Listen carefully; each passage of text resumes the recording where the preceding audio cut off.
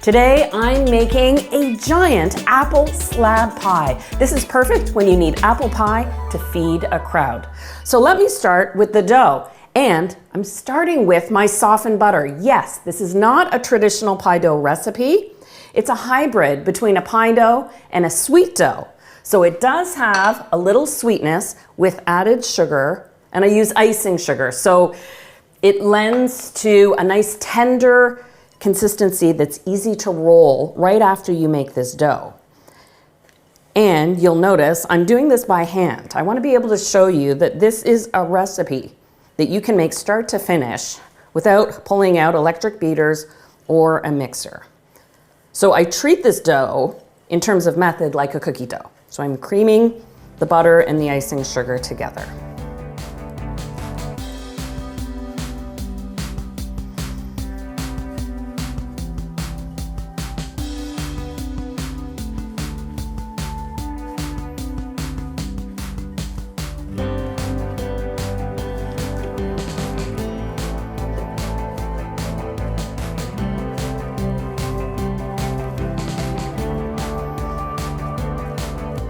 This measurement of icing sugar makes for a dough that has a bit of sweetness, but it's not quite as sweet as a cookie dough. So I don't want you to imagine, even though there is sugar in here, that it is over the top sweet like a cookie.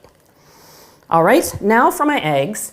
And I'm not using whole eggs, I'm using egg yolks to enrich the dough and also make it easy to handle right after you make the dough itself.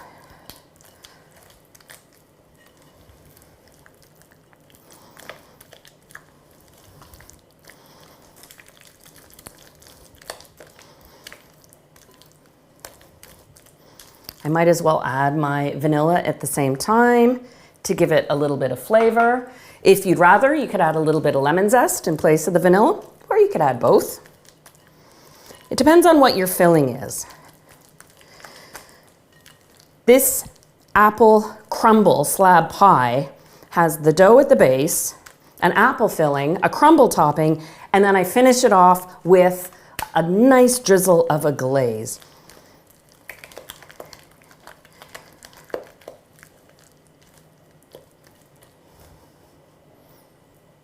Get all that butter off my spatula that doesn't have any egg worked into it. There we go. And this is evenly combined, but you don't have to expect it to be perfectly smooth at this point before you add your flour. Using all-purpose flour. And just a little bit of salt to balance out the flavor.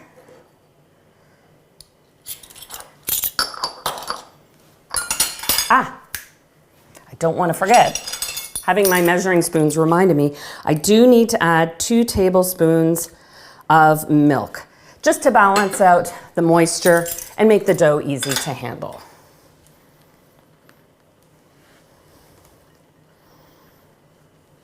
Now, even though I am doing this recipe by hand, you could certainly pull out your mixer or use your electric beaters if you'd rather.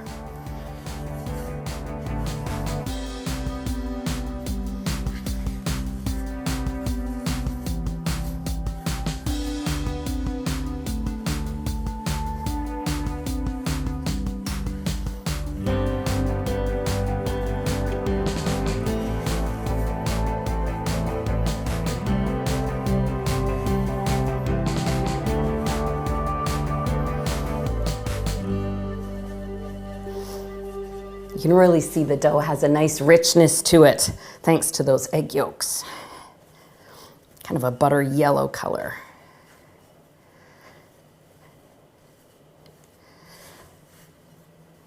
Okay, so let me just slide this out of the way so I can shape my dough.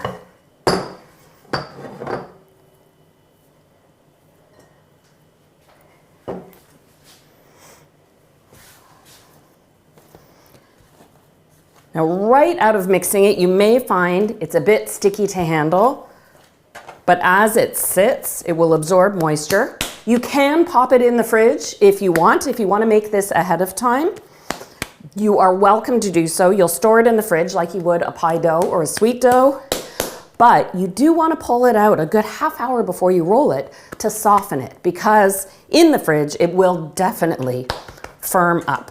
So what I'm going to do is prepare my apples and my crumble topping while I just let this set. But I could work with it right away if I wanted to. All right. So now for the apple filling. Since this is a slab pie baked in a sheet pan, I double up on the apples that I would normally put into an apple pie. This is a pie to feed a crowd. So you've got the single crust on the bottom, but lots of apple filling.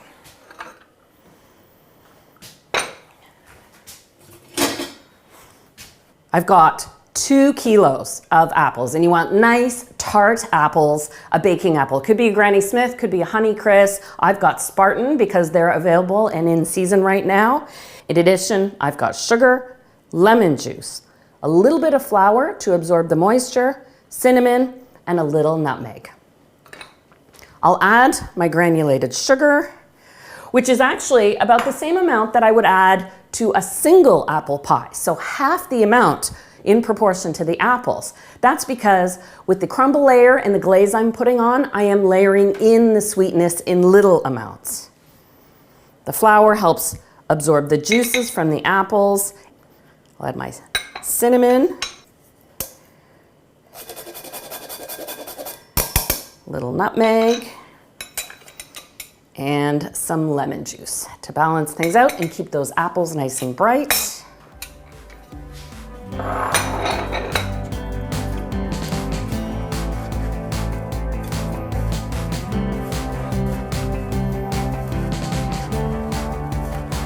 That is a lot of apple.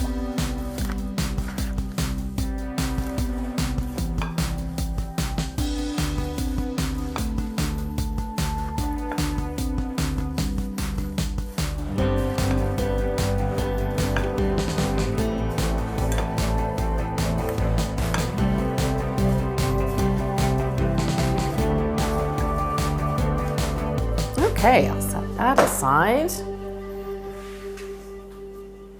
And now it's time for the crumble topping. So I would do this on a traditional apple pie too. I love a crumble top to a pie, and it's really easy to mix up. I've got my rolled oats, and I like to use regular rolled oats as opposed to quick cook or instant. That way they hold their shape and texture when you make the crumble mix. A little flour, and I use brown sugar for the crumble topping. Little more cinnamon, and I'm using a pastry blender, but 2 knives or even 2 spoons, your fingertips will also work. Just break everything in. And now for some cool butter. It doesn't have to be at room temperature. If you wanted to, you could take a box grater if you had cold butter and just grate the butter in using a box grater. But I wasn't able to use my pastry blender for the pie dough, being a softer sweet dough, so I might as well pull it out now.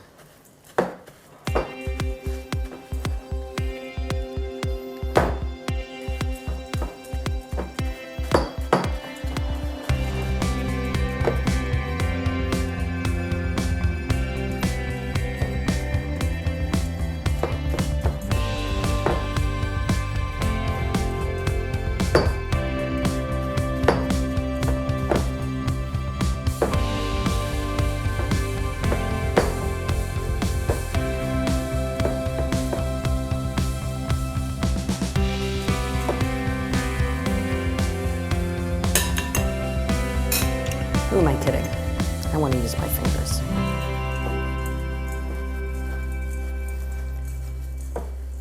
So that my warm fingers don't overwork the butter, I try and tumble it if I'm using my hands. So just pulling from the bottom and loosely rubbing it between my fingertips.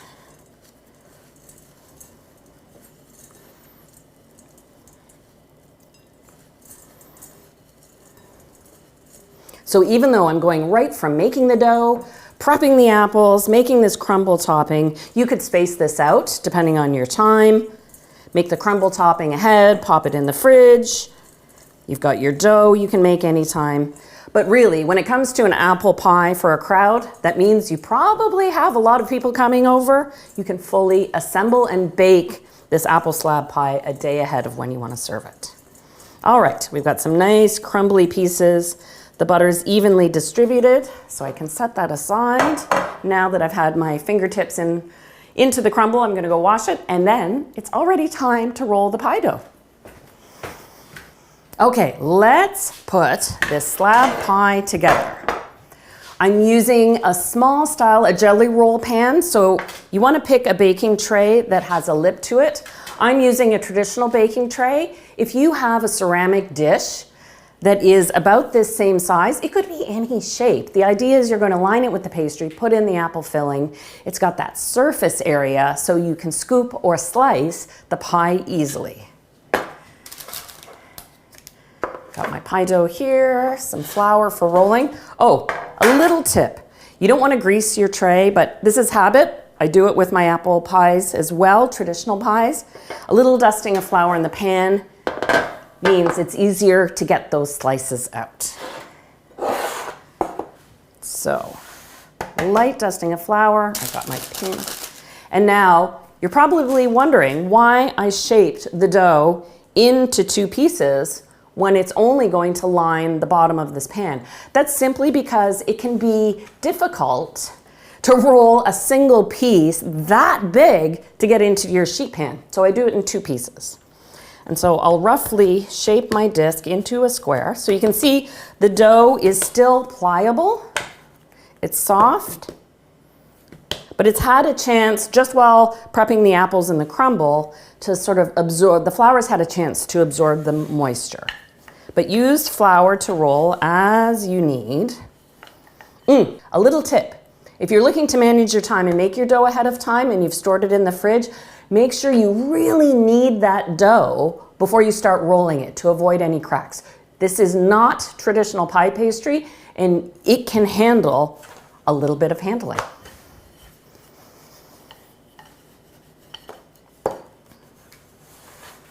This dough does not have a tendency to crack when it's soft. And what I'm trying to do is roll it slightly wider than the pan. Like a pie dough, you roll it to about just shy of a 1/4 inch thick. And let's see, I think a little bit wider.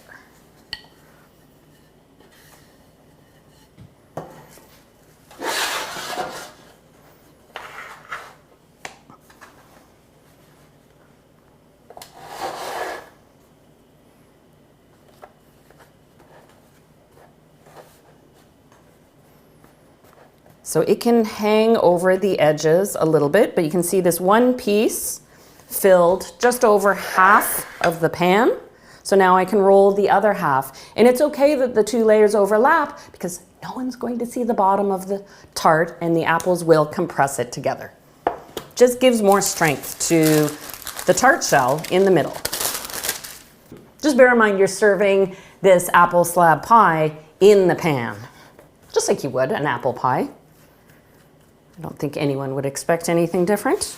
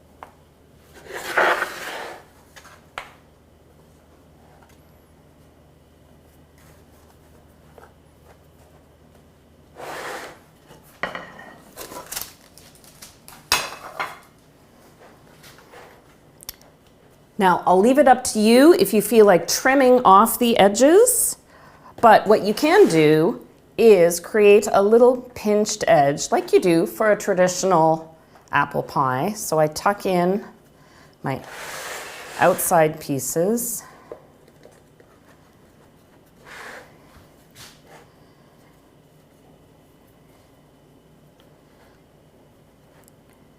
For those who like a little extra pastry, they get the corner pieces.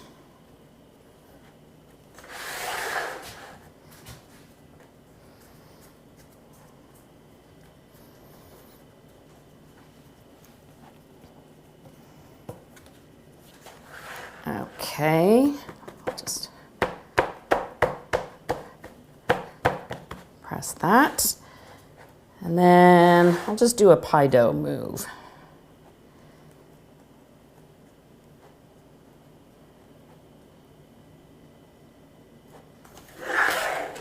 Pinching. You could easily just use a fork.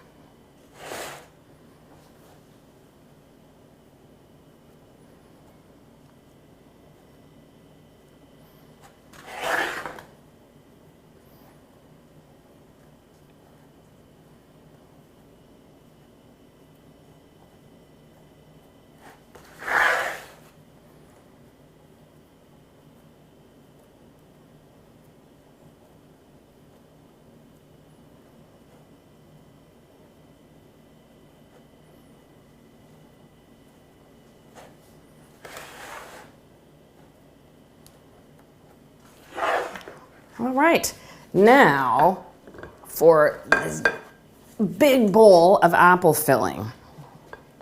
Just tumble it right into that shell.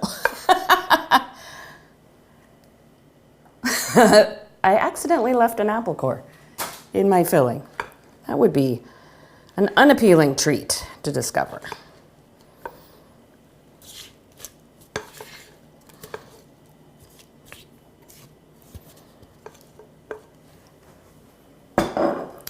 I do find it just takes a moment. You want to tuck in the apples, especially into the corners. When you make a traditional apple pie, well, of course, it's a round pie plate, but you want to evenly distribute these apples. And make sure it's level, where sometimes with an apple pie in a round pan, you mound the apples in the center because everybody gets a piece from the center when you cut the wedge shape. Well, with this, we're cutting this into square pieces. So you want to make sure the apples are level. There we go. Amazing how much volume a sheet pan can hold. That is 2 kilos of apples spread in an even layer. And now for the crumble, I'm just going to use my hands and sprinkle a loose layer on top. You don't need to press this crumble, and there will be gaps. So you see the apples peeking through. I want the steam from the apples as this slab pie bakes to escape. That way you don't end up with too much moisture or a soggy crust at the bottom.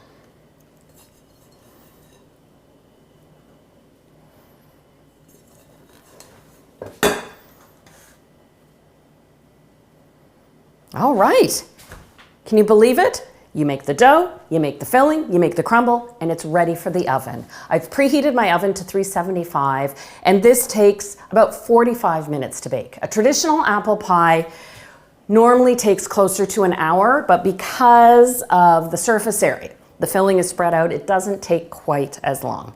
Keep an eye on it. When I bake a pie like this, because it does spend so much time in the oven, I tend to not use the convection fan if I can, or I keep the convection fan on the lowest setting.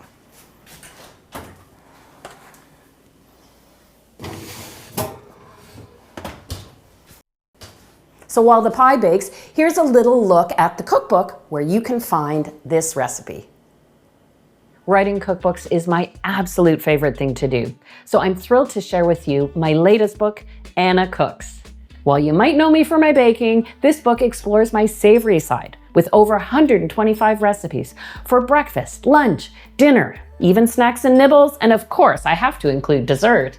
Plus tasty sides, breakfast bakes, and desserts like weeknight chocolate cake and apple slab pie will inspire you to get into the kitchen and cook to feel fulfilled.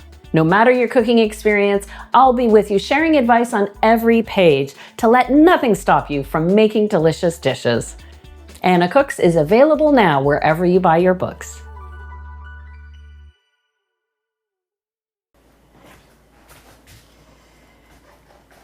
And there it is, baked. You can see how the apples compressed beautifully, the crumble toasted. We've got a nicely browned pastry. The finishing touch, a little glaze. Of course, if you'd rather, you could just put a dusting of icing sugar on top, but I do like the look of the glaze. So I've got my icing sugar here, and I'll measure in.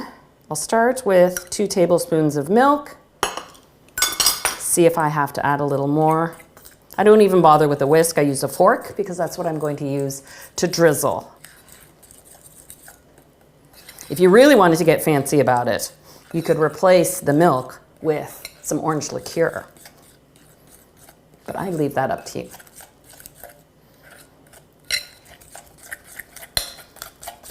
That's a nice drizzly consistency.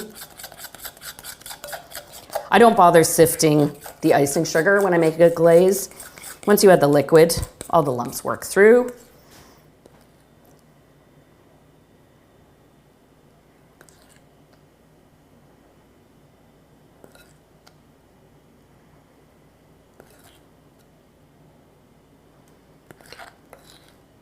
This glaze will set within an hour. And you do want to store this pie refrigerated. So if you're making it a day ahead, pop it in the fridge, but serve it room temperature or serve it cold.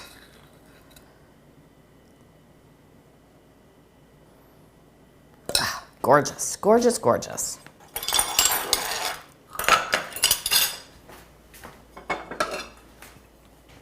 And it's up to you if you want full servings or little pieces.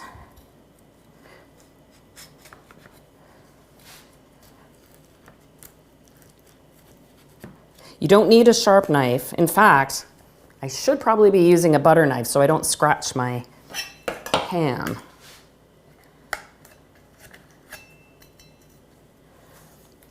There, even the spatula cuts it just fine. Are you like me? You have those few pans that you always bake the coffee cake or the lemon squares in, and when you cut it in the pan, it just after a while starts getting those slice marks. And there we go. You can see how easily it is to extract a slice of the pie. You've got that beautiful balance of the hybrid pie pastry sweet dough, apples, crumble, a little glaze on top. You are all set to feed a crowd with this delicious apple slab pie. Happy baking. I love that fall fruits are in season and it's time to think about baking for a crowd, maybe even some holiday entertaining. I really hope you'll give this recipe a try and feel good when you make it. If you've never made pie pastry or a fruit pie before, this is a great place to start. What a great way to impress a crowd of people with your apple slab pie. I'll see you again soon.